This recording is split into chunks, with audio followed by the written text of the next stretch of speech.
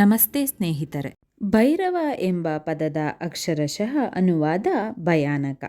ಇದರ ವ್ಯಾಖ್ಯಾನವು ಸಂಪೂರ್ಣವಾಗಿ ಒಂದೇ ಆಗಿಲ್ಲ. ಇದರ ಅರ್ಥ ಸಾಮಾನ್ಯವಾಗಿ ಅವನು ತನ್ನ ಭಕ್ತರನ್ನು ಬಾಹ್ಯಶತ್ರುಗಳಿಂದ ಹಾಗೂ ಕೋಪ, ಕಾಮ, ದುರಾಸೆ ಮತ್ತು ಹಲವಾರು ಇತರ ನಕಾರಾತ್ಮಕ ಭಾವನೆಗಳಂತಹ ಆಂತರಿಕ ಶತ್ರುಗಳಿಂದ ರಕ್ಷಿಸುವ ದೇವತೆ.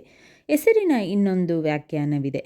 ಬ ಎಂದರೆ ಸೃಷ್ಟಿಯನ್ನು ಸೂಚಿಸುತ್ತದೆ, ರ ಎಂದರೆ ಸಂರಕ್ಷಣೆ ಮತ್ತು ವ ಎಂದರೆ ವಿನಾಶ. ಹೀಗೆ ಭೈರವನನ್ನು ಅಂತಿಮ ದೇವತೆ ಎಂದು ಪರಿಗಣಿಸಲಾಗುತ್ತದೆ ಮತ್ತು ಬ್ರಹ್ಮಾಂಡದ ಎಲ್ಲ ಶಕ್ತಿಗಳನ್ನು ವಿಲೀನಗೊಳಿಸುತ್ತದೆ. ಕಾಲಭೈರವ ದೇವರು ಹಿಂದೂ ಧರ್ಮದಲ್ಲಿ ಆಳವಾದ ತಾತ್ವಿಕ ಮತ್ತು ಆಧ್ಯಾತ್ಮಿಕ ಮಹತ್ವವನ್ನು ಹೊಂದಿದ್ದಾರೆ. ಶಿವನ ಉಗ್ರ ಅಭಿವ್ಯಕ್ತಿಯಾಗಿ ಅವರು ಸಮಯದ ನಿರಂತರ ಶಕ್ತಿ ಮತ್ತು ವಿನಾಶದ ಪರಿವರ್ತಕ ಶಕ್ತಿಯನ್ನು ಸಾಕಾರಗೊಳಿಸುತ್ತಾರೆ. ಸಮಯದ ರಕ್ಷಕನಾಗಿ ಅವರ ಪಾತ್ರವು ಲೌಕಿಕ ಅಸ್ತಿತ್ವದ ಅಶಾಶ್ವತತೆ ಮತ್ತು ಆಧ್ಯಾತ್ಮಿಕ ಶಿಸ್ತಿನ ಮಹತ್ವವನ್ನು ಒತ್ತಿ ಹೇಳುತ್ತದೆ.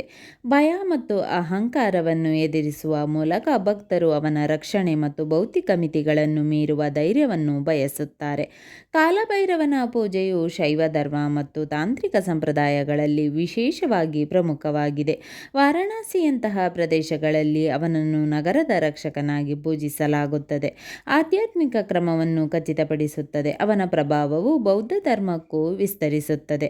ಅಲ್ಲಿ ಅವನನ್ನು ರಕ್ಷಕ ದೇವತೆಯಾಗಿ ಗುರುತಿಸಲಾಗುತ್ತದೆ. ಇದು ಅವನ ಅಂತರ್ಸಾಂಸ್ಕೃತಿಕ ಮಹತ್ವವನ್ನು ವಿವರಿಸುತ್ತದೆ. ಒಟ್ಟು 64 ಭೈರವಗಳಿದ್ದು 8 ಭಾಗಗಳಾಗಿ ಗುಂಪು ಮಾಡಲಾಗಿದೆ. ಪ್ರತಿಯೊಂದು ಕಾಲದ ಸರ್ವೋಚ್ಚ ಆಡಳಿತಗಾರ ಕಾಲಭೈರವ ನೇತೃತ್ವದಲ್ಲಿದೆ. ಅಷ್ಟಭೈರವರು ಎಂದು ಕರೆಯಲ್ಪಡುವ ಈ 8 ಪ್ರಮುಖ ಭೈರವರು ಪ್ರತಿಯೊಬ್ಬರೂ ಬ್ರಹ್ಮಾಂಡದ ಒಂದು ದಿಕ್ಕನ್ನು ನಿಯಂತ್ರಿಸುತ್ತಾರೆ ಮತ್ತು ಒಂದು ನಿರ್ದಿಷ್ಟ ಶಕ್ತಿಯನ್ನು ಸಾಕಾರಗೊಳಿಸುತ್ತಾರೆ.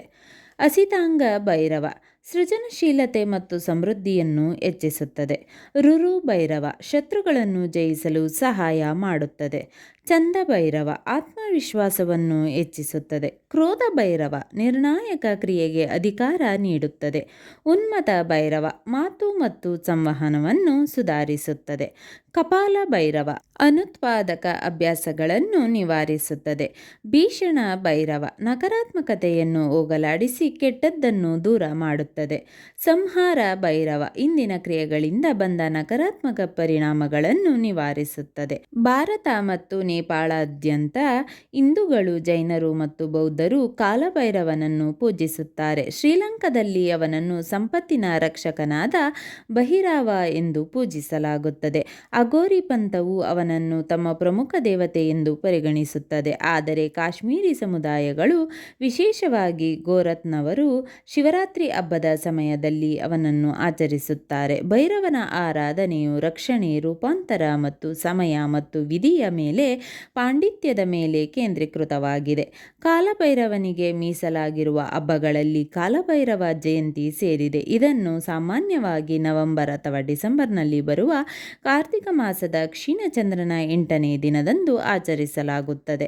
ಭಕ್ತರು ಉಪವಾಸ, ರಾತ್ರಿ ಜಾಗರಣೆ ಮತ್ತು ವಿಶೇಷ ಪ್ರಾರ್ಥನೆಗಳಲ್ಲಿ ತೊಡಗುತ್ತಾರೆ. ವಿಶ್ವ ಸಮಯ ಪಾಲಕನಾಗಿ ಅವನ ಪಾತ್ರವನ್ನು ಗೌರವಿಸುತ್ತಾರೆ ಮತ್ತು ರಕ್ಷಣೆ ಮತ್ತು ಆಧ್ಯಾತ್ಮಿಕ ಬೆಳವಣಿಗೆಗಾಗಿ ಅವನ ಆಶೀರ್ವಾದವನ್ನು ಪಡೆಯುತ್ತಾರೆ. ಸ್ನೇಹಿತರೆ, ಈ ವಿಡಿಯೋ ಇಷ್ಟವಾದಲ್ಲಿ ಲೈಕ್, ಶೇರ್ ಆ್ಯಂಡ್ ಕಾಮೆಂಟ್ ಮಾಡಿ. ಮುಂದಿನ ವಿಡಿಯೋಸ್ಗಳಿಗಾಗಿ ಚಾನಲ್ ಅನ್ನು ಸಬ್ಸ್ಕ್ರೈಬ್ ಮಾಡಿ. ಧನ್ಯವಾದಗಳು.